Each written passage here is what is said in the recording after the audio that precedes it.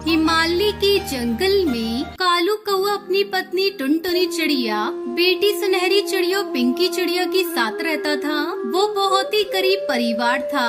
उनके पास कमाई का कोई जरिया नहीं था। जैसे तैसे वो अपना पेट पालते थे।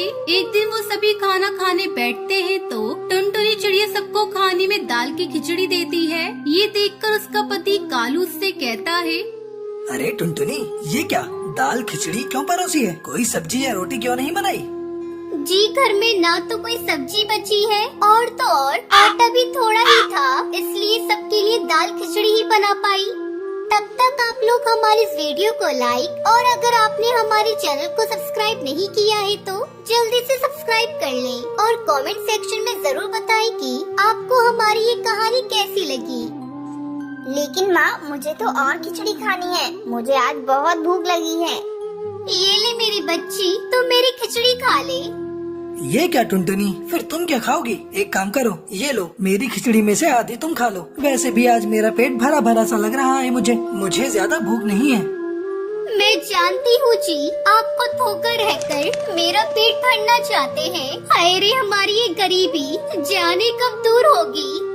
आज बाहर मौसम बहुत खराब है। लगता है तेज बारिश आने वाली है। हर साल हमारा मिट्टी का बना कच्चा घोंसला ढह जाता है। न जाने इस बार क्या होगा। आप चिंता मत करिए, आज ही मैंने घोंसले की छत पर मिट्टी डाल दी है। टुनटुनी चिड़िया कह ही रही होती है कि तभी उनकी पड़ोसन हरी तोती वहाँ भागती हुई आती है और कहती है, टुनटुनी और कालू भाई, जल्दी करिए, अपना सामान बांध लीजिए, फिर से बाढ़ आने वाली है। बाहर मौसम बहुत ही खराब है और नदी का बहाव बहुत तेज है, कभी भी बाढ़ आ सकती है। जल्दी जल्दी यहाँ से निकलिए।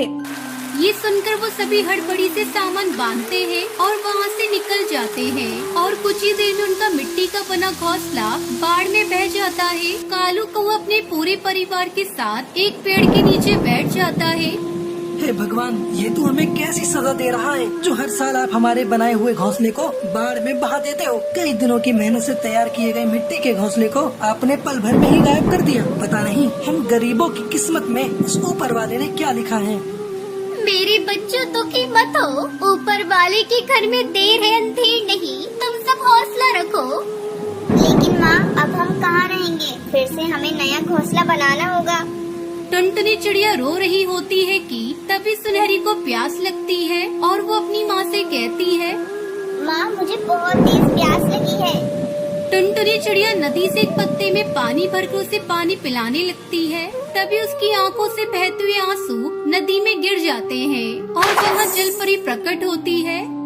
नन्ही चिड़िया, बस कर, अब और मत रो। मेरे कारण बार बार बाढ़ आकर तुम्हारा बनाया हुआ घोंसला तोड़ देती है, इसलिए अब मैं तुम सबको ऐसा वरदान दूंगी कि अब कोई बाढ़ या तूफान तुम लोगों को परेशान नहीं कर पाएगा। मैं तुम लोगों को ऐसी धन दौलत दूंगी कि जिंदगी भर तुम लोगों को किसी चीज की कमी नहीं हो पाएगी। अब से तुम सब इस नदी में बने सुंदर जल महल में ही रहोगे। वहाँ तुम्हें ऐशो आराम की हर जरूरत मिलेगी। तुम सबको जब भी इस नदी के अंदर आना हो तो अपने सिर को इस नदी में डुबा देना। तुम सब उसी पल जल महल के अंदर पहुंच जाओगे। लेकिन हाँ, तुम्हें खाने पीने की वस्तुओं को लेने बाहर आना होगा।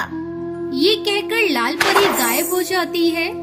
लाल परी की जय, लाल परी की जय। लगता है अब हमारी सभी समस्याएं दूर हो जाएंगी। चलो ना माँ, मुझे वो जल महल देखना है। ठीक है, चलो। ये कहकर वो सभी एक साथ आंखें बंद करके अपना सर नदी में डुबाते हैं और जब आँख खोलते हैं तो वो एक सुंदर से जल महल के अंदर होते हैं। वो जल महल सोने का बना हुआ होता है। ये चमत्कार देखकर वो सभी बहुत ही खुश होते हैं। माँ, आप तो बिल्कुल रानी लग रही हो। अरे बेटा, तू भी किसी अमीर चिड़िया से कम नहीं लग रही है, नजर ना लगे। हमारे अलावा यहाँ है ही कौन जो किसी की नजर लगेगी। चलो शुक्र है यहाँ कम से कम वो बबली कबूतरी नहीं है जो सारा दिन अपनी बकबक से मेरे कान खा जाया करती थी। अब तो मैं यहाँ चैन से रहूंगी। पर माँ, यहाँ तो टीवी नहीं है और मेरा डांस देखने का बड़ा मन है। हाय रे, मेरी बच्ची को डांस देखना है। रुक, अभी तेरी माँ तुझे करके दिखाएगी। आज तेरी माँ बहुत खुश है। अरे भाई, तुम सभी का नाच गाना हो गया हो तो अब जरा पूरे महल को देख लें। और इस तरह टुनटुनी का परिवार अपने सारे दुख भूल चुका था और खुशी खुशी उस महल में रहने लगते हैं।